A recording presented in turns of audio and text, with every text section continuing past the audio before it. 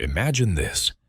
On the luxurious Arlberg Orient Express, speeding from Vienna through snowy Alps, legendary detective Hercule Poirot boards for a peaceful trip.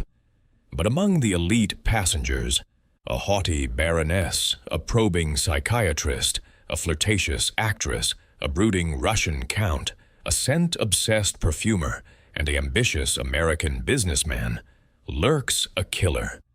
At midnight, a cry shatters the night. The Baroness is strangled in her compartment, jewels scattered but untouched. Poirot uncovers motives of revenge, blackmail, and hidden fortunes tied to wartime forgeries. Clues mount: silk fibers, stained handkerchiefs, poisonous vials, tightening the web around suspects. In a stunning reveal, the perfumer Madame Leclerc confesses, the Baroness's secret half-sister, driven by inheritance and betrayal. Justice prevails as the train reaches its end. Dive into this Agatha Christie-style mystery. Twists, turns, and Poirot's genius await. Chapter 1. The Departure from Vienna. The grand concourse of Vienna's Westbahnhof buzzed with the subdued energy of evening travelers, their footsteps echoing against the vaulted ceilings like distant thunder. Outside, the November chill had descended upon the city, frosting the air with a crispness that spoke of impending winter. The Arlberg Orient Express stood poised on its platform, a magnificent serpent of polished steel and gleaming brass, its cars adorned with the insignia of luxury that promised comfort amid the vast European landscape. The silver rails beneath it curved gracefully into the gathering dusk, vanishing toward the horizon as if inviting secrets to unfold along their path. Hercule Poirot, the renowned Belgian detective, paused on the platform to survey his surroundings with the meticulous gaze that had unraveled so many enigmas. He was a small man, impeccably dressed in a tailored overcoat of fine wool, his patent leather shoes reflecting the flickering gaslights overhead. With a delicate touch, he twirled the ends of his magnificent mustache, waxed to perfection, and adjusted his Homburg hat at a precise angle. Poirot had just concluded a tiresome affair in Budapest involving a counterfeit art dealer, and now he sought nothing more than the serenity of a first-class journey to Paris. The rhythm of the rails, he mused, would soothe his little gray cells, allowing them to recharge for whatever puzzles life might next present. Yet, even as he boarded, a faint intuition stirred within him, a whisper that tranquility was but an illusion on such voyages. The conductor, a stout Belgian named Monsieur Bouc, greeted Poirot with a deferential bow. "Monsieur Poirot, it is an honor to have you aboard once more. Your compartment is prepared, number 16, as requested." Bouc was an old friend from the Compagnie Internationale des Wagons-Lits, his face lined with the wisdom of countless journeys across the continent. Poirot nodded appreciatively, his green eyes twinkling with quiet amusement at the familiarity. As he made his way along the corridor of the sleeping car, Poirot observed his fellow passengers with the keen interest of one who understood that every human soul carried its own narrative. The train, after all, was a floating salon of society's upper echelons, where fortunes mingled and facades were carefully maintained. First, there was Baroness Helena von Krauss, an Austrian widow of considerable means, ascending the steps with the regal poise of Habsburg lineage. Her sable furs draped elegantly over her shoulders, and she clutched a reticule encrusted with diamonds that caught the light like captured stars. Her face, though handsome, bore the etchings of sorrow and disdain. Rumors in Viennese circles spoke of her late husband's diplomatic scandals, and the bitter legal battles over his estate that had left her embittered. Seated nearby in the lounge car, Dr. Heinrich Müller, a Swiss psychiatrist of repute, fidgeted with his spectacles, his fingers betraying a subtle tremor. He was a man of middle age, with a high forehead and piercing blue eyes that seemed to dissect those around him. Known for his adherence to the theories of Sigmund Freud, Müller often lectured on the subconscious motivations that drove human behavior, a topic that Poirot found intriguing, if occasionally overstated. Miss Lydia Beaumont, the vivacious English actress, drew eyes with her cascade of auburn hair and a laugh that rang out like the chime of fine porcelain. She was en route to a theatrical engagement in London, her trunk laden with costumes and scripts. Her charm was infectious, yet Poirot detected a calculated edge to her flirtations, as if she navigated social waters with the skill of a seasoned performer, hiding deeper ambitions. Count Viktor Rostov, a tall Russian émigré with a brooding countenance, leaned against a window, his scarred cheek, a memento from a duel in his youth, adding to his air of mystery. Exiled after the revolution, he carried the weight of lost nobility, his dark eyes scanning the platform as though expecting phantoms from his past. Madame Sophie Leclerc, the French perfumer from Grasse, exuded an aura of elegance scented with notes of jasmine and bergamot. Her small frame was clad in a chic traveling suit, and she dabbed a vial of her latest creation behind her ears, filling the air with a subtle allure. Her business thrived on the whims of high society, but Poirot noted the faint lines of worry around her mouth, suggesting troubles beyond the alchemy of fragrances.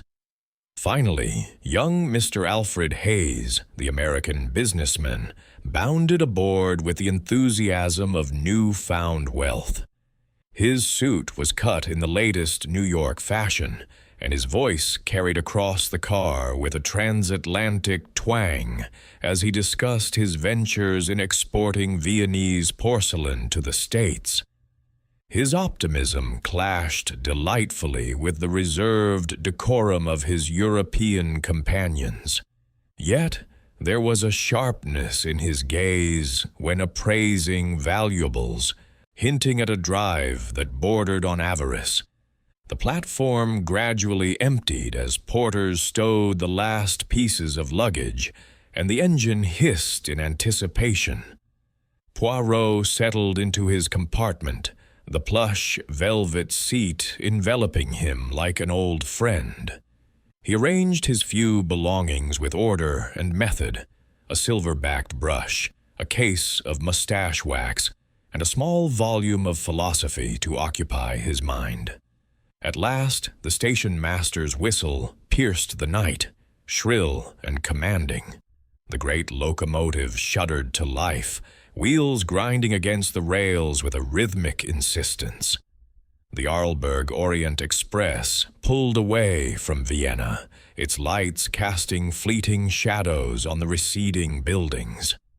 As the city faded into darkness, Poirot gazed out at the passing countryside, the moon illuminating fields dusted with early frost.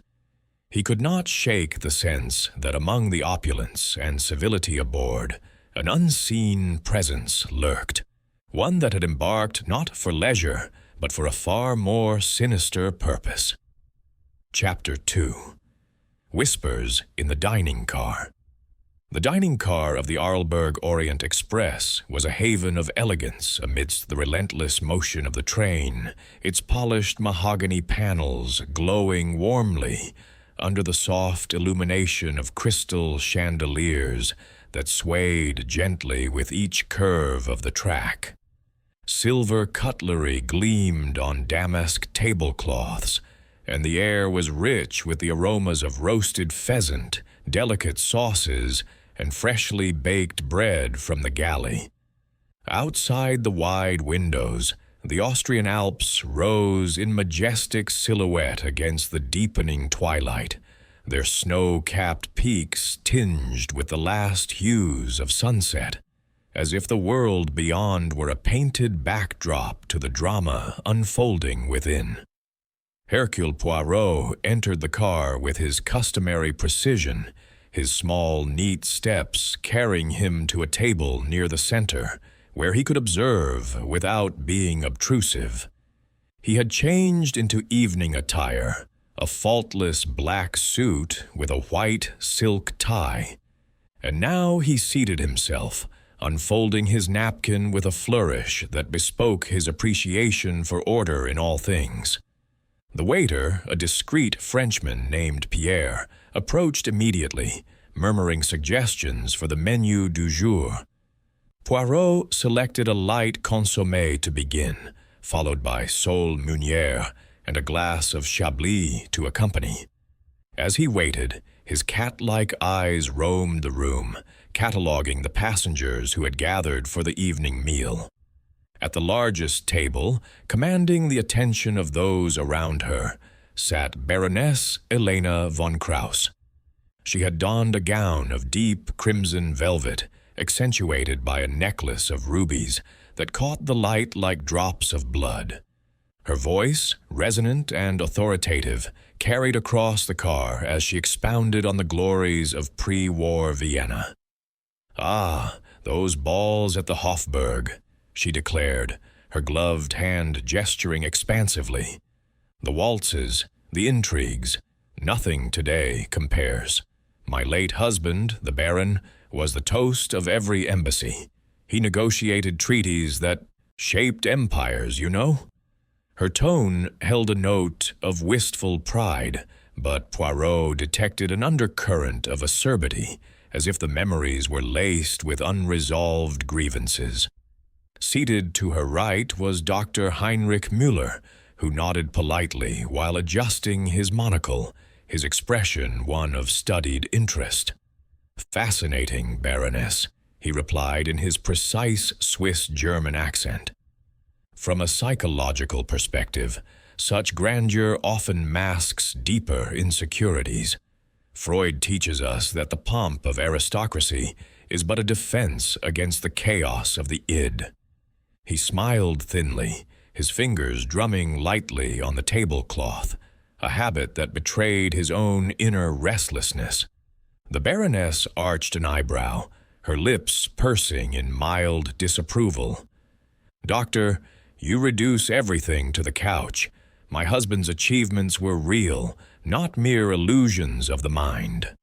Miss Lydia Beaumont, positioned across from them, let out a peal of laughter that turned heads. She was resplendent in a gown of emerald silk that complemented her fiery hair, piled high in an elaborate coiffure. "Oh, Baroness, do tell us more about those intrigues. Were there secret lovers? Daring escapes?" Her eyes sparkled with theatrical mischief, but Poirot noted how her gaze flicked toward the Baroness's jewels, lingering perhaps a fraction too long. The actress leaned forward, her voice dropping to a conspiratorial whisper. "I've played so many roles of scheming countesses. I'd love to hear the real thing." The Baroness regarded her coolly. "My dear Miss Beaumont, life is not a stage play, though I hear your own performances are quite sensational. That scandal in London last season, something about a married producer?" The remark hung in the air like a veiled dagger, and Miss Beaumont's cheeks flushed, though she recovered with a forced smile. "Touché, Baroness, but scandals make the best stories, don't they?"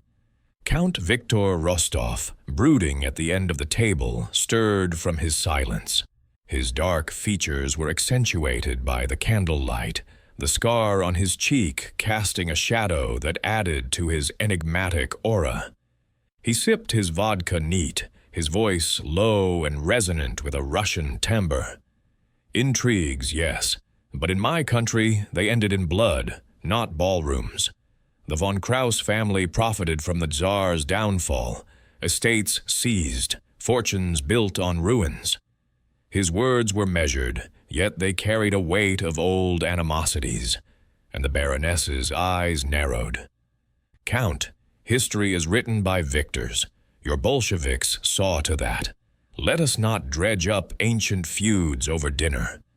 Madame Sophie Leclerc, seated demurely beside the Count, interjected with a soft French lilt, her hands clasped around a glass of mineral water. Peace, mes amis. Such talk gives me a migraine. The vibrations of this train are bad enough without discord. She was the picture of refined poise, her traveling dress of dove-gray wool offset by a simple pearl brooch, but Poirot observed the way she massaged her temples, her face pale under the powder.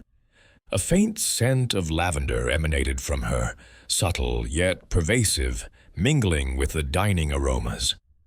Baroness, your tales are enchanting, but perhaps we might discuss lighter matters. My new perfume line, inspired by alpine flowers. Would you care to sample? The Baroness waved a dismissive hand. Alpine flowers? How quaint. I prefer the classics. Chanel, perhaps. Yours sound a trifle provincial. Madame Leclerc's smile faltered, her eyes betraying a flash of hurt, quickly masked. Mr. Alfred Hayes, the American, burst into the conversation with his characteristic vigor, his broad smile revealing perfect teeth. He had chosen a seat near the Baroness, his napkin tucked into his collar in a manner that drew amused glances from the Europeans. Now, that's the spirit. Business over brandy, I say. Baroness, I've got a proposition for you. Your family's porcelain collection is legendary. I'm expanding my import stateside. We could partner up. Think of it, von Kraus china on every American table. His enthusiasm was infectious. Yet Poirot saw the calculating glint in his eye as he appraised her rubies once more. And Doc, that Freud stuff, gold. I could market self-help books based on it. Unlock your eye for success. Dr. Müller chuckled dryly. Mr. Hayes, psychology is not a commodity, though your optimism is a classic American defense mechanism. Denial of mortality, perhaps? Hayes laughed heartily, slapping the table. Denial? Nah, that's progress. Europe's stuck in the past. We're building the future. As the meal progressed, soups giving way to entrees, the clink of forks punctuating the dialogue, Poirot listened intently, his own contributions minimal, confined to polite inquiries that drew out revelations. He inquired of the Count's travels, eliciting a terse account of exile and lost patrimony, of Miss Beaumont's upcoming roles, prompting tales of rivalries in the theater world, of Madame Leclerc's inspirations, revealing a family legacy in perfumery overshadowed by financial strains. Subtle tensions wove through the exchanges like threads in a tapestry. The Baroness's reticule, placed prominently beside her plate, drew occasional glances. Hayes's admiring, Rostov's resentful.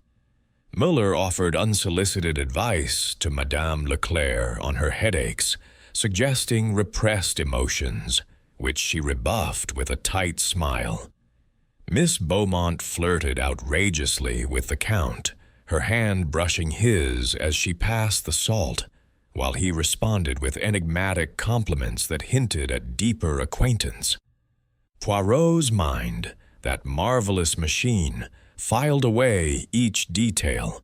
The Baroness's sharp retort to Hayes's proposal, cutting him off mid-sentence, the way Müller's tic intensified when the war was mentioned, Beaumont's forced gaiety masking unease.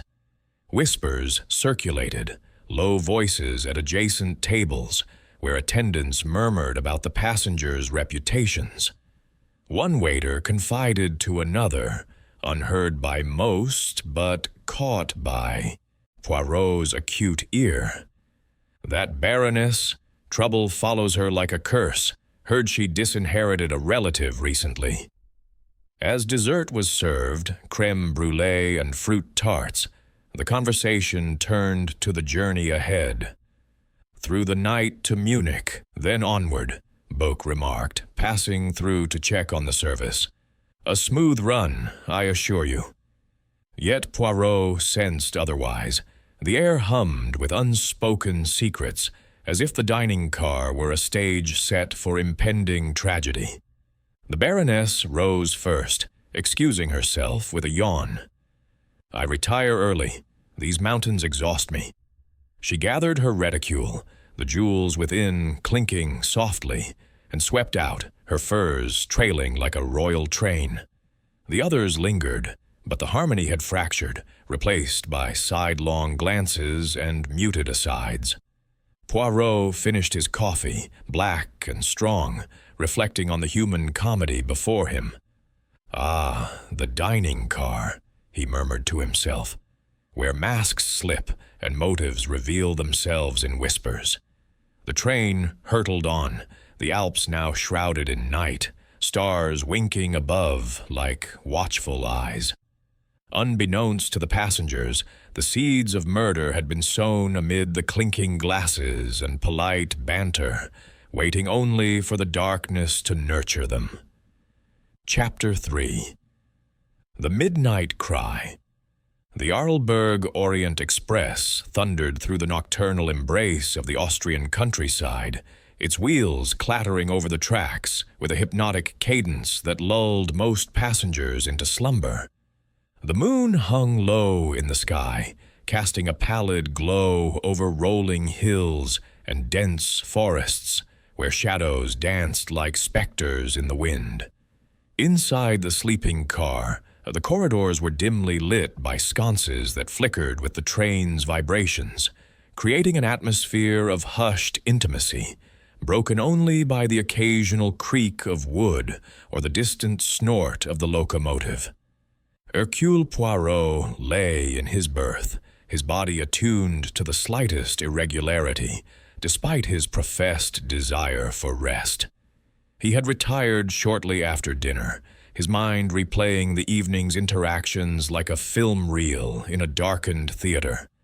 The Baroness's imperious demeanor, the doctor's probing intellect, the actress's vivacious charm, each passenger a puzzle piece in the mosaic of human nature. Yet sleep eluded him. The little gray cells, ever vigilant, refused to quiet. He consulted his luminous pocket watch, 11:45, and sighed, adjusting the crisp linen sheets over his compact frame. It was precisely at midnight that the disturbance occurred. A muffled thud reverberated from the adjacent compartment, number 15, occupied by Baroness von Krauss.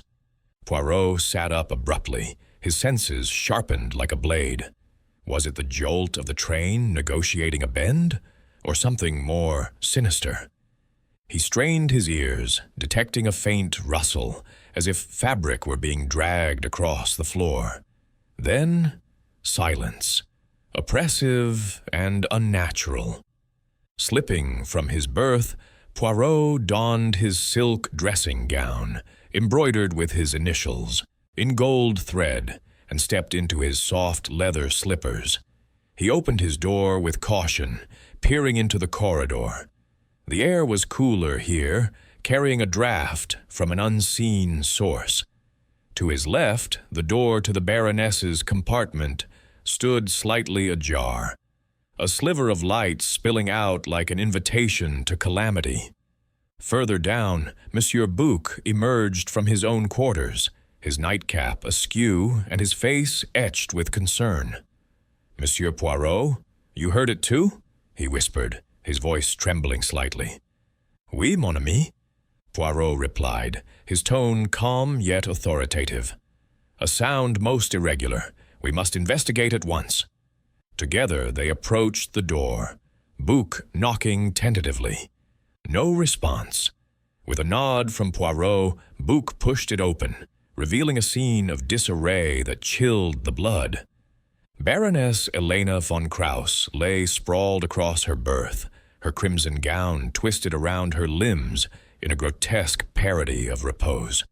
Her eyes bulged in frozen terror, staring sightlessly at the ceiling, while a silken cord, evidently torn from the window curtains, encircled her neck in a deadly embrace. The skin beneath was marred by purplish bruises, evidence of a struggle, brief but fierce. Her reticule lay overturned on the floor, its contents spilled, diamonds, emeralds, and rubies scattered amidst powder compacts and a monogrammed handkerchief. Strangely, the jewels appeared untouched, glinting mockingly in the lamplight. The window was partially open, admitting a biting chill that rustled the curtains like accusing fingers. Poirot knelt swiftly, his gloved hand, ever prepared in his pocket, checking for a pulse at her wrist. None. She is dead, Bouc, strangled without doubt. The body is still warm. The deed is recent. He rose, his mustache bristling with indignation. This is murder, premeditated and cold. We must act with haste. Bouc, paling under an electric light, stammered. Murder? On the Orient Express? Mon Dieu, what shall we do? The authorities are distant, my friend, Poirot interjected, his eyes scanning the room with methodical intensity. The train speeds through remote terrain. Snow is forecast, which may delay us. Until we reach the next station, I, Hercule Poirot, will conduct the inquiry. You know my reputation. Trust in it. Bouc nodded reluctantly, his loyalty to the company warring with his fear. Poirot closed the door behind them, instructing Bouc to summon the train's doctor, a retired physician traveling in second class, and to rouse no one else yet. As Bouc hurried away, Poirot examined the scene more closely. The berth showed signs of resistance, a pillow askew, a glass of water overturned on the nightstand, its contents soaking into the carpet. A faint scent lingered, not the Baroness's heavy rose perfume, but something lighter, elusive. He noted a torn ticket stub protruding from beneath the body, its edges frayed as if clutched in desperation. The window latch was unfastened, but the gap was narrow, too slim for an adult to escape, though perhaps enough for a hand to reach in or out. The doctor arrived moments later, a portly German named Herr Schmidt, rubbing sleep from his eyes. He confirmed Poirot's assessment. Death by asphyxiation, occurring between midnight and 12:30.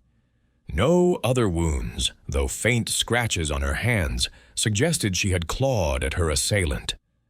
A strong grip, Schmidt muttered. The killer had resolve. As Schmidt departed to prepare a report, Poirot turned to Bouc. Seal this compartment. No one enters without my permission.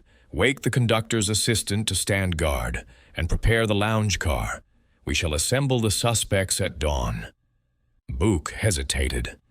Suspects? But who? All in the sleeping car, mon ami, Poirot said gravely. The doors were locked from the dining car onward. No outsider could have entered. The murderer is among us, one of our refined passengers. His mind raced, recalling the dinner tensions, the Count's grudge, the actress's barb, the businessman's rebuff. Motives abounded, but evidence was key. The night wore on, the train oblivious to the horror within. Poirot returned to his compartment, but sleep was impossible. He paced the narrow space, his thoughts a whirlwind. Why the cord from the curtains? An impulse or a plan to suggest haste? The scattered jewels? A feint to imply robbery, yet nothing taken? And that draft from the window?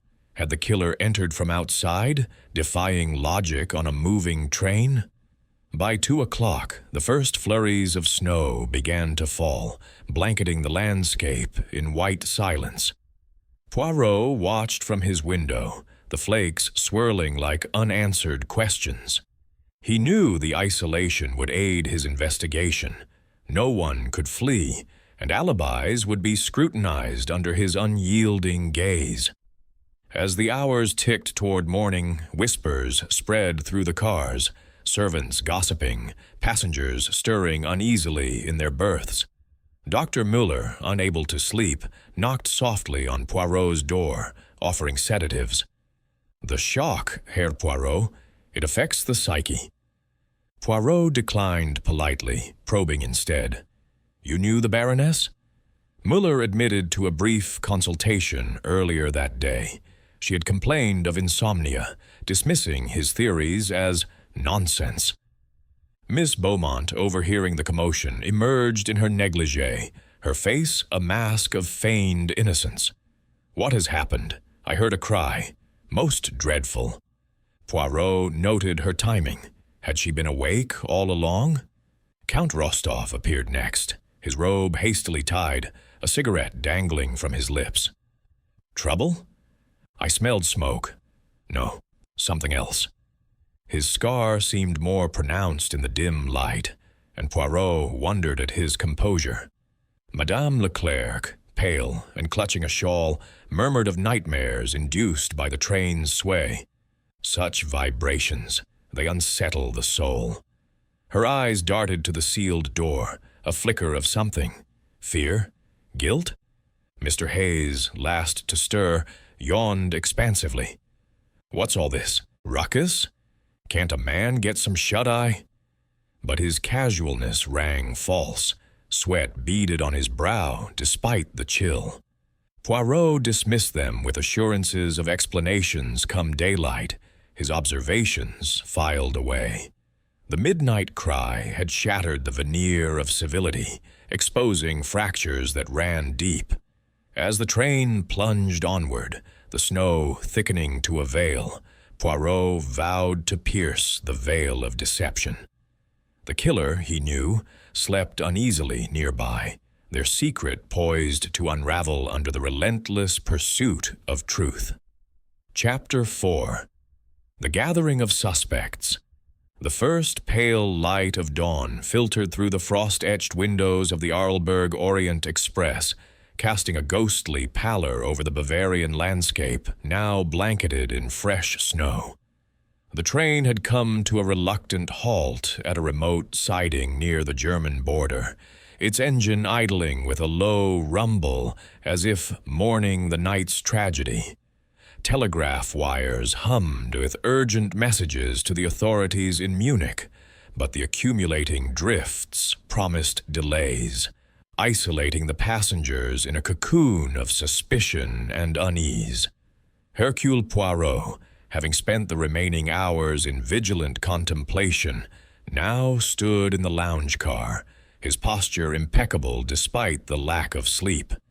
He had instructed Monsieur Bouc to assemble everyone there, and as the clock struck 7, the suspects filed in one by one, their faces etched with varying degrees of shock, curiosity, and guarded wariness. The lounge was a spacious affair, furnished with plush armchairs, arranged in a semicircle around a low table, laden with coffee urns and pastries, though few seemed inclined to partake. Velvet curtains framed the windows, muting the wintry glare, while a pot-bellied stove in the corner radiated warmth that did little to dispel the chill in the air. Bouc hovered nervously by the door, his uniform slightly rumpled, ready to enforce order should tempers flare. Poirot positioned himself at the head of the group, his hands clasped behind his back, his green eyes surveying each arrival with the intensity of a maestro appraising his orchestra. Dr. Heinrich Müller entered first, his monocle polished to a shine, though dark circles under his eyes betrayed a sleepless night. He chose a seat near the window, folding his long legs with deliberate care, and immediately lit a cigarette, inhaling deeply as if to steady his nerves. "A grim morning, Herr Poirot," he murmured, his voice laced with professional detachment. "Such violence. It speaks to profound psychological disturbance." Miss Lydia Beaumont followed, her auburn hair hastily pinned, her face devoid of makeup, which lent her an unexpected vulnerability. She wrapped a shawl tightly around her shoulders and sank into an armchair, her hands trembling slightly as she accepted a cup of coffee from an attendant. "I can scarcely believe it," she whispered, her theatrical poise cracking. "Poor Elena, strangled? Who could do such a thing?" Count Victor Rostov strode in next, his tall frame exuding a stoic calm that bordered on indifference. He nodded curtly to the others. Selecting a chair at the periphery, his scarred cheek turned away from the light. Crossing his arms, he fixed his dark gaze on the floor, as though the patterned carpet held secrets of its own. Madame Sophie Leclerc arrived pale and composed, her gray dress immaculate, though she clutched a vial of smelling salts. She seated herself beside Miss Beaumont, her movements graceful but strained, and dabbed at her forehead with a lace handkerchief. "The headache persists," she said softly, her French accent more pronounced in distress. "This horror, it unbalances the senses." Last came Mr. Alfred Hayes, his American vitality subdued, his hair disheveled and his tie askew. He paced for a moment before sitting, rubbing his hands together briskly. "This is nuts," he declared in a hushed tone. "Murder on a train? Like something out of a dime novel? We gotta get to the bottom of this quick." Poirot waited until all were settled, then cleared his throat, commanding attention without raising his voice. "Mesdames et messieurs," he began, his Belgian accent precise and measured. "I am Hercule Poirot, detective of renown. Last night, as you now know, Baroness Elena von Krauss was murdered in her compartment, strangled with a cord from her own curtains. The time of death is fixed between midnight and 1 o'clock. The train's sleeping car was secured. No stranger could have entered. Thus, the perpetrator is among us." A collective gasp rippled through the room, eyes darting accusingly. Bouc interjected nervously. "Monsieur Poirot has my full authority to investigate until the police arrive. Cooperation is essential." Poirot nodded appreciatively. "Exactement. Let us proceed with method. First, alibis. Where were each of you at the fatal hour?" Dr. Miller spoke up promptly. "I retired after dinner, around 10. I read Freud's latest essays until perhaps 11:30, then slept. I heard nothing unusual until the commotion later." His tic, a subtle twitch of the eyelid, manifested briefly, and Poirot noted it. Miss Beaumont leaned forward, her voice quivering. "I was in the smoking lounge until midnight, chatting with a steward about London theaters, then to my berth. I tossed and turned, but heard no cry." Her fingers toyed with the fringe of her shawl, betraying anxiety. The Count's response was terse. "I smoked in my compartment after 11, fell asleep quickly. The thud woke me, but I dismissed it as the train." His eyes met Poirot's steadily, unflinching. Madame Leclerc sighed. "My migraine forced me to bed early by 9:30. I took a sedative. Dr. Miller can confirm he prescribed it yesterday. I slept deeply until aroused." She glanced at the doctor, who nodded confirmation. Hayes shrugged. "Me? I hit the hay right after chow, exhausted from jawing business all day. Didn't stir till Bouc banged on doors." His casualness seemed forced, a bead of sweat tracing his temple. Poirot paced slowly, his steps deliberate. Alibis, they are convenient, but verifiable? We shall see. Now, motives. The Baroness was not beloved. Dr. Müller, she ridiculed your theories at dinner, and you argued privately earlier. She called your session intrusive psychoanalysis. Perhaps she threatened to expose some professional indiscretion. Müller stiffened. Absurd. Our discussion was confidential. She sought advice on dreams, nothing more. I bear no grudge. Miss Beaumont, Poirot continued, turning to her, the Baroness hinted at your scandals. A married producer, yes? Blackmail, perhaps? Or revenge for a slight in society? The actress's eyes flashed. She was catty, yes, but I laughed it off.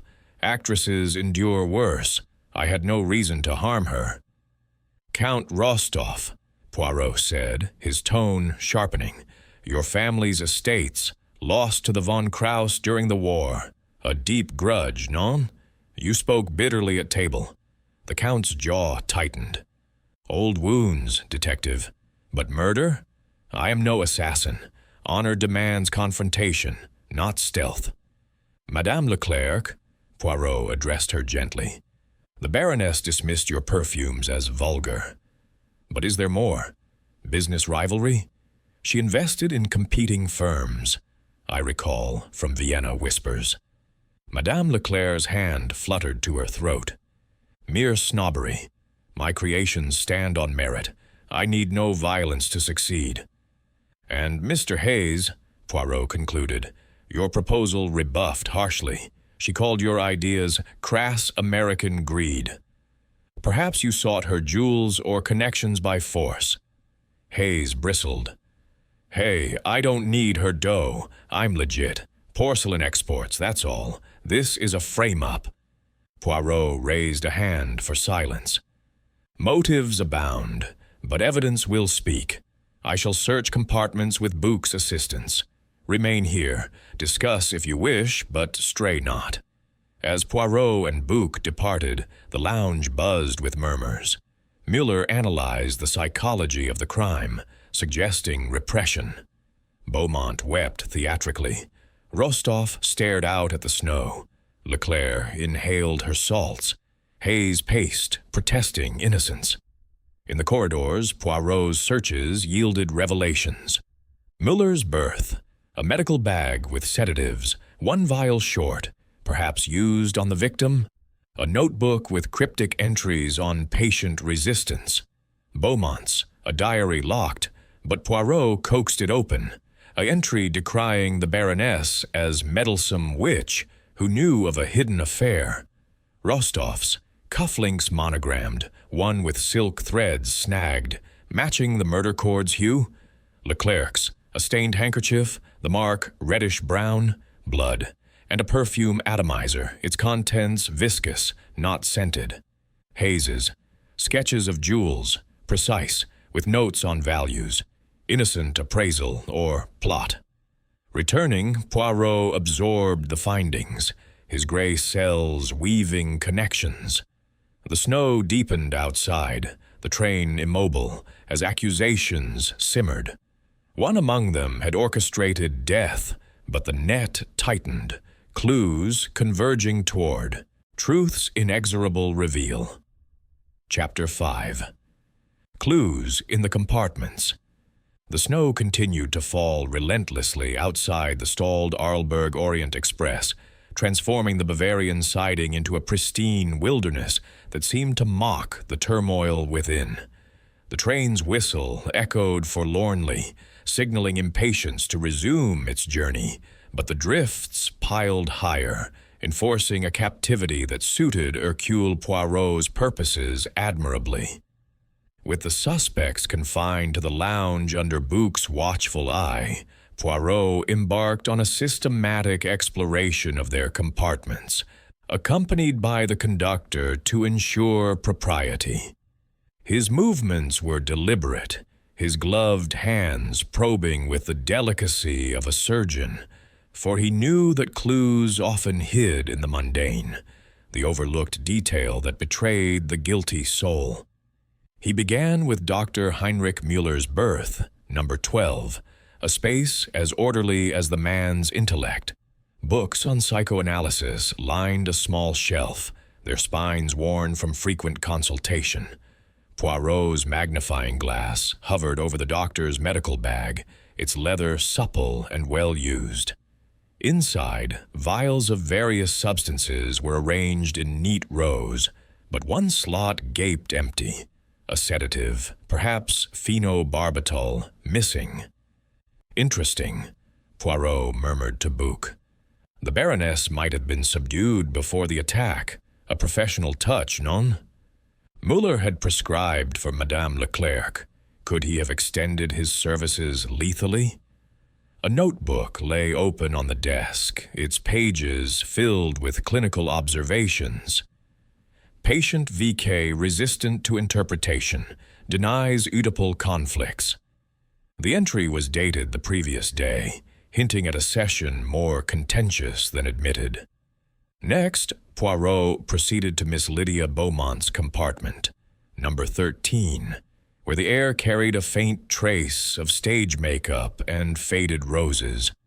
Costumes spilled from an open trunk, silks and satins in vibrant hues, evoking the glamour of footlights.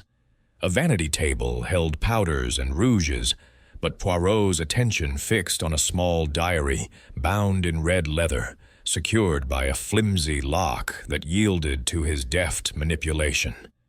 Flipping through, he found entries laced with venom. "That insufferable von Krauss, prying into my past as if she owns it. If she spreads those rumors about Reginald, my career is ruined. Must silence her somehow." The words trailed off ominously, dated mere hours before dinner. Poirot arched an eyebrow. "Blackmail breeds desperation, mon ami. The actress plays many roles. Perhaps murder is her latest." Count Victor Rostov's quarters, number 14, exuded a Spartan austerity contrasting the opulence elsewhere. A single icon hung on the wall, a relic of Tsarist Russia, and a saber rested in its scabbard by the bed, more ceremonial than threatening. Poirot examined the Count's cufflinks, heavy gold pieces, engraved with a family crest, lying on the washstand. Under the lens, one bore minute fibers, silken threads of deep blue, identical in shade to the murder cord. "From the curtains," Poirot confirmed, plucking a sample for comparison. How did they adhere? A struggle, perhaps, or careless handling post-deed? A hidden drawer in the desk revealed letters in Cyrillic, yellowed with age, detailing grievances against the von Krauss lineage, properties confiscated, a brother executed. The Count's motive burned like embers, but was it enough to ignite murder? Madame Sophie Leclerc's compartment, number 17, was a sanctuary of subtle fragrances, bottles of essences arrayed like jewels on a dressing table. Poirot uncorked several, inhaling delicately, jasmine, bergamot, and a dominant lavender that matched the elusive scent at the crime scene. "Ah, the perfume lingers," he noted. A handkerchief in her reticule caught his eye, lace-trimmed but stained with a reddish-brown spot that flaked under touch. Blood? Or merely rouge? Chemical analysis would confirm, but instinct whispered foul play. Tucked in a valise was a ledger of accounts, red ink dominating, debts to suppliers, a loan from a Viennese bank secured against her business. Financial straits, Poirot pondered aloud to Bouc. The Baroness's investments in rivals could ruin her. Desperation sensed the air, like her creations. Finally, Mr. Alfred Hayes's birth, number 18, reflected his brash energy, papers strewn about, a half-eaten apple on the nightstand. Sketches filled a notebook, detailed renderings of gems, annotated with carat weights and market values. One page depicted the Baroness's rubies with uncanny accuracy, circled with a question mark. "Appraisal or avarice?" Poirot queried. A coat pocket yielded a crumpled telegram from New York. "Deal falls through without capital. Secure funds urgently." Hayes's optimism masked ruin. The Baroness's rejection might have pushed him to theft disguised as murder. Yet no jewels were missing. A puzzle within the enigma. As searches concluded, Poirot returned to the lounge, where tensions had escalated. The group sat in uneasy clusters. Miller debating psychology with Hayes, who dismissed it as hokum. Beaumont consoling Leclerc, whose headaches worsened. Rostov isolated, staring into the snow. Poirot announced his findings selectively, probing reactions. "Doctor, your sedative vial, empty. Did you administer to the Baroness unbidden?" Miller's tic flared. "She refused my help. Perhaps I miscounted stock." "Miss Beaumont, your diary speaks of silencing her. Care to elaborate?" The actress paled. "Mere venting. Actresses are dramatic. It means nothing." "Count, silk fibers on your cufflink. From the cord?" Rostov touched his scar. "I adjusted her curtains at dinner's end. Courtesy, nothing more." "Madame, blood on your handkerchief?" Leclerc gasped. "Lipstick, monsieur. From nerves, I bit my lip." "Mr. Hayes, jewel sketches. Planning a heist?" The American reddened. "Research. I'm in antiques. It's my trade." Denials rang hollow, alibis cracking under scrutiny. Poirot dismissed them to their berths under guard, the train jolting forward as tracks cleared partially. Snow flurries blurred the windows, mirroring the obfuscations. A torn ticket stub from the crime scene nagged him. Not the Baroness's, but stamped with a different origin. An intruder? Impossible on a sealed train, or a forgery to mislead. Interrogations deepened the intrigue.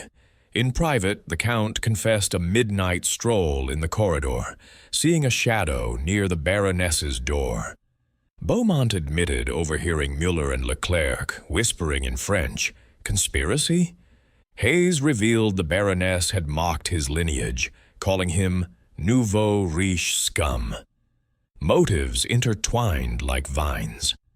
As afternoon waned, the train crept toward the French border, the Alps yielding to gentler hills. Poirot pieced the mosaic: drugs, diaries, fibers, stains, sketches. One clue eluded: the open window's purpose in sub-zero cold. Escape? Signal? Or diversion? The web tightened, suspects unraveling. Poirot's gray cells hummed, the killer's facade crumbled, revelation dawning like the weak sun piercing clouds. Yet one thread remained loose, poised to ensnare the guilty. Chapter 6. The web tightens. As the afternoon light waned into evening, the Arlberg Orient Express pressed onward toward the French border, its pace sluggish against the thawing snow that clung to the tracks like reluctant memories. The Alps had receded, giving way to undulating valleys dotted with villages whose lights twinkled in the gathering dusk, isolated beacons in a sea of fading green. Inside the train, the atmosphere had thickened to a palpable tension, the passengers moving with the wariness of actors in a play whose script concealed a fatal twist. Hercule Poirot, undeterred by the day's exertions, had retreated to the empty dining car, now cleared of its luncheon remnants, to marshal his thoughts. Spread before him on a table were the artifacts of suspicion: the silk cord, the stained handkerchief, the diary pages, the cufflink with its telltale fibers, and the enigmatic ticket stub.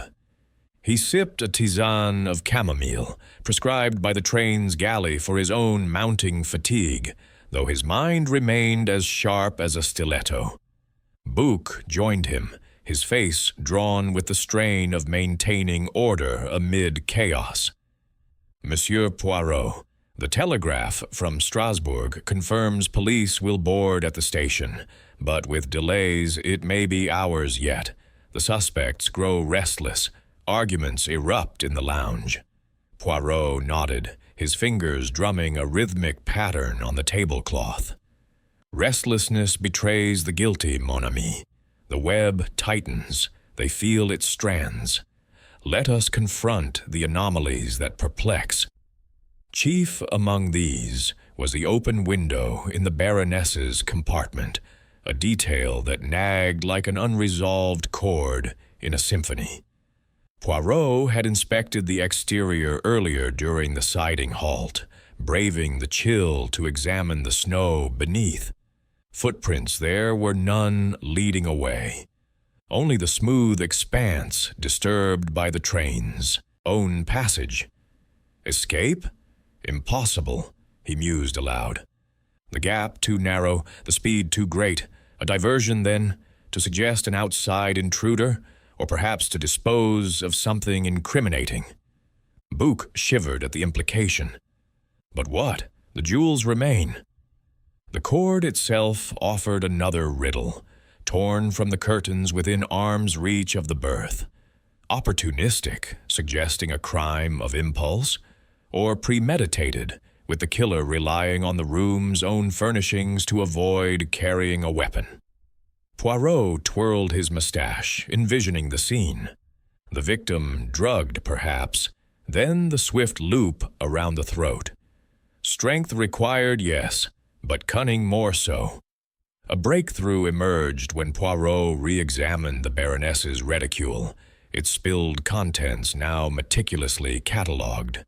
Amid the glittering gems, concealed in a secret compartment sewn into the lining, he discovered a folded letter on fine stationery. Unfolding it with care, he read aloud to Bouc. Dearest Elena, confirm forgeries in Viennese artifacts ring. Porcelain fakes traced to American dealer. Exposure at Paris Gala will ruin them. Discretion until then. Yours, Inspector Duval. The implications cascaded like dominoes.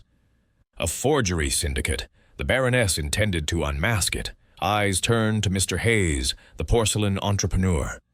Bouc's eyes widened. He boasted of his ventures at dinner, motive indeed, to silence her before ruin. Summoning Hayes to the dining car under pretense of clarification, Poirot confronted him with the letter. The American blustered, his face flushing crimson. Fakes? I deal in authentics only. That letter's a plant. Someone framing me. His protests rang with conviction, but Poirot noted the flicker of fear in his eyes, the way his hands clenched the table's edge. Perhaps, monsieur, but your sketches suggest intimate knowledge of her jewels. Collateral in the scheme? Hayes denied vehemently, claiming the drawings were mere hobby, a way to pass time. As he departed, muttering oaths, Poirot pondered.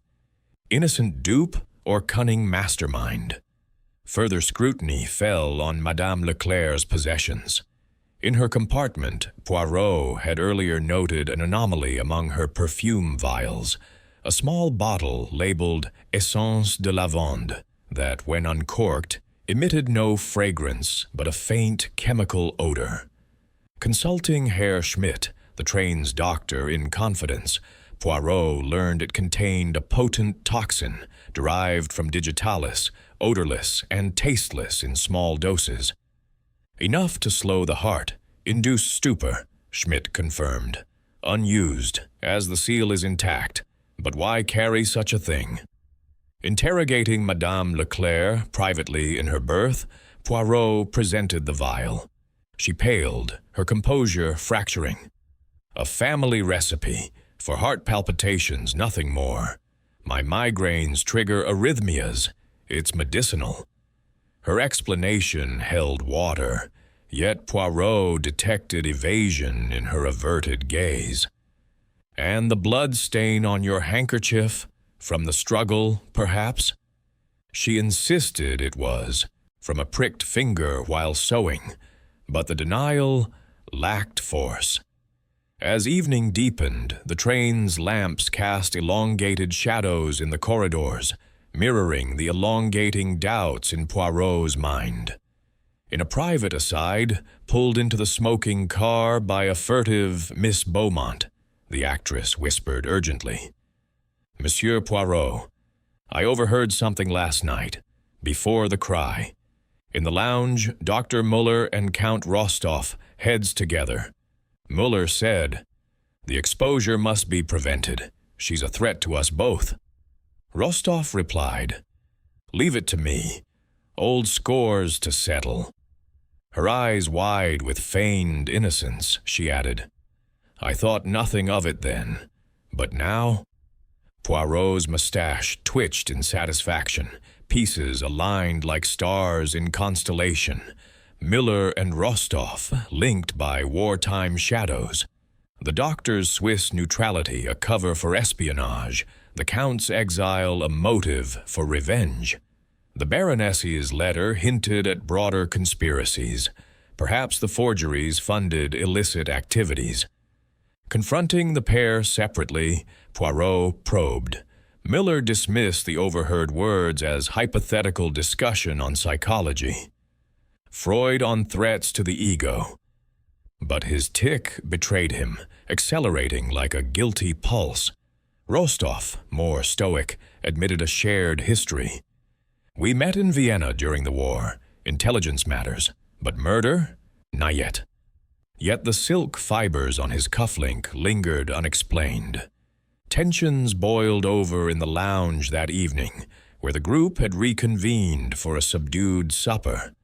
Hayes accused Leclerc of poisoning attempts, citing her vial. She retorted with claims of his greed. Beaumont flirted nervously with Rostov, drawing Miller's scornful analysis. "Displacement of anxiety, Fräulein." Fists nearly flew when Hayes challenged the Count's honor, only Buch's intervention restoring fragile peace. Poirot observed from afar, his gray cells synthesizing, the toxin for sedation, the cord for execution, the window for misdirection, the letter for motive. But one thread dangled loose, the torn ticket stub, its stamp not from Vienna, but Salzburg, a prior stop, a plant to suggest an boarded assassin, or evidence of a rendezvous. As the train neared Strasbourg, lights of the city flickering on the horizon, Poirot sensed the killer's growing desperation. Whispers in corridors, glances exchanged. The net constricted. A final anomaly surfaced, a faint lavender residue on the murder cord, matching Leclerc's essence. Coincidence, or the scent of guilt? Night fully descended, the train's rhythm a dirge for the departed. Poirot retired briefly, but his mind raced ahead to the denouement. The web, intricate and sticky, ensnared all, yet the spider lurked, poised for one last strike, before the trap snapped shut. Chapter 7. The Revelation in the Lounge. The Arlberg Orient Express eased to a stop in the bustling station of Strasbourg, its brakes sighing like a weary traveler at journey's end. The snow had relented, replaced by a drizzling rain that pattered against the windows, blurring the view of the platform where uniformed police awaited, their coats slick with moisture. Word of the murder had preceded the train via telegraph, and now the authorities stood ready to take custody.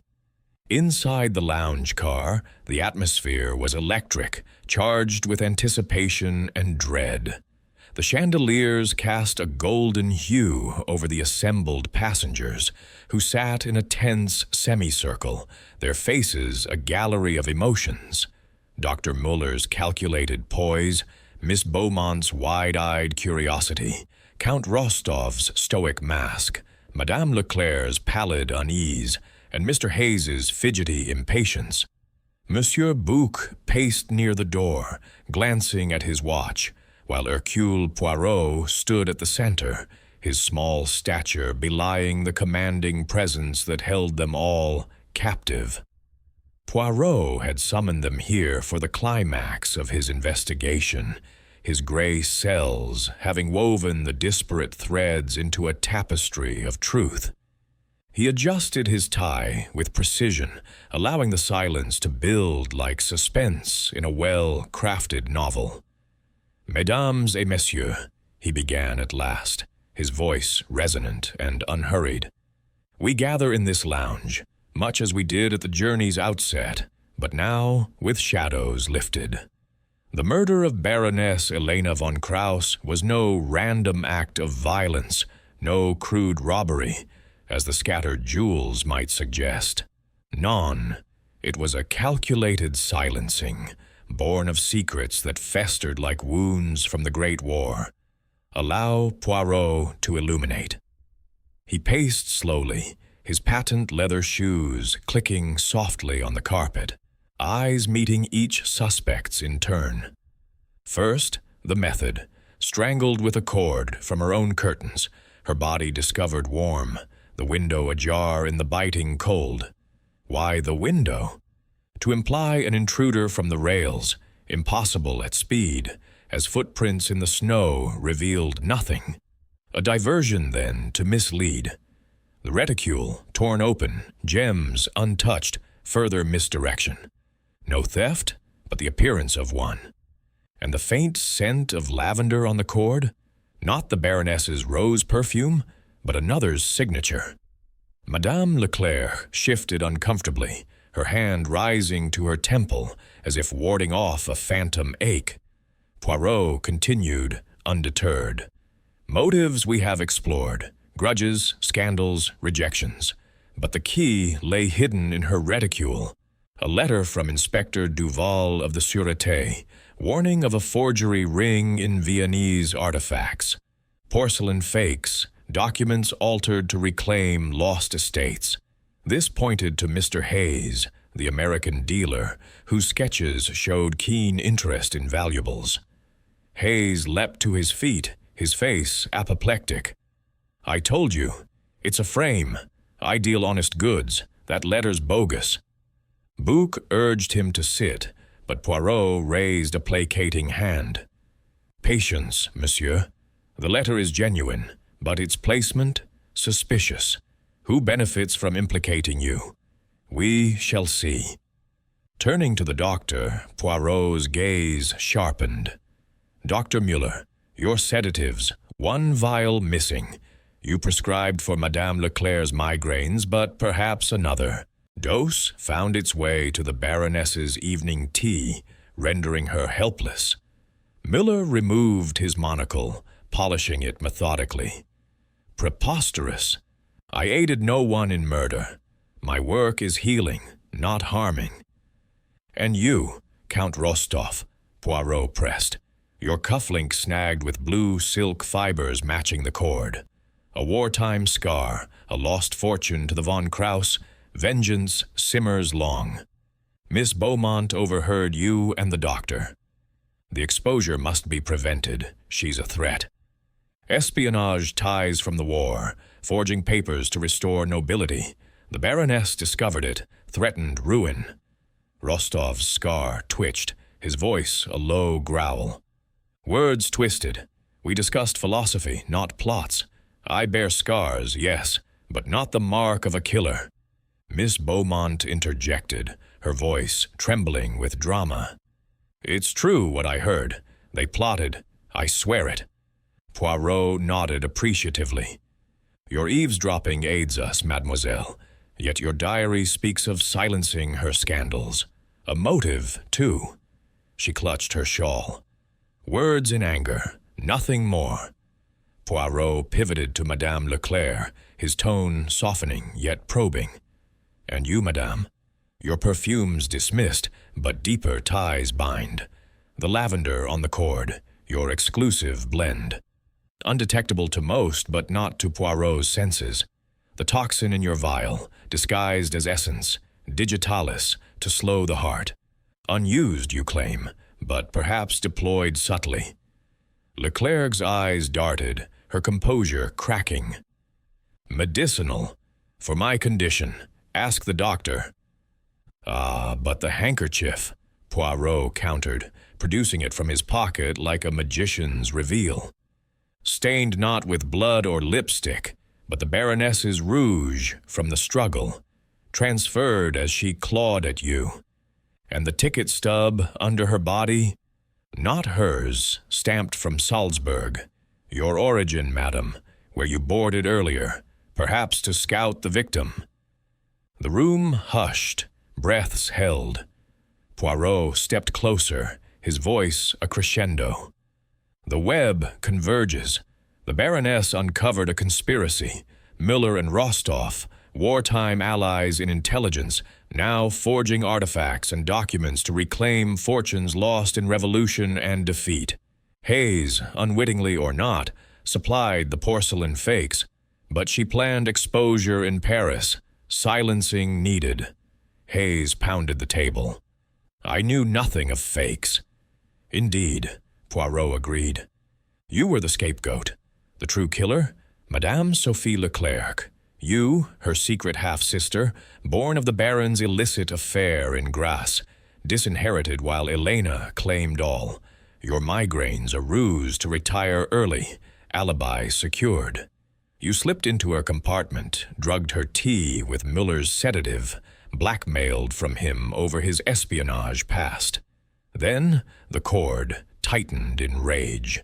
The window opened to feign intrusion, the letter planted to finger Hayes, the jewels scattered for robbery's illusion.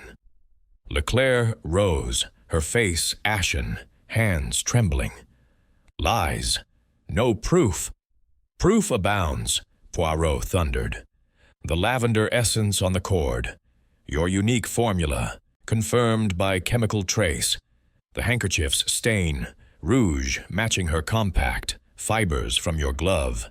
And the ledger in your valise, debts mounting, but a recent entry. Inheritance secured. You knew of the will's clause. Upon Elena's death, without heirs, the estate reverts to bloodkin. You, the hidden sibling, stand to gain all." A sob escaped her, shoulders slumping. She denied me everything. Father favored her, left me nothing but scraps. When I learned of the forgeries, through whispers in perfumery circles, I confronted her. She laughed, threatened to expose my own debts. I couldn't let her ruin me further. Tears streamed as she collapsed into a chair. The sedative made her drowsy. It was quick. I didn't mean. But the cord was there, and rage took hold. Gasps echoed, Beaumont's hand to her mouth, Rostov's clenched fist, Miller's bowed head, Hayes's relieved exhale. Bouc signaled the door where police entered, cuffs at the ready. "Madame Leclerc, you are under arrest," the lead inspector intoned, leading her away as she wept. Poirot sighed, the tension ebbing like a receding tide. The little gray cells, they never fail. Order and method prevail. As the others dispersed, murmuring in awe, he gazed out at the platform, the silver rails glistening under station lights, stretching into the night. The mystery unraveled, the train prepared to depart anew, carrying its passengers toward futures forever altered by the shadows of the past.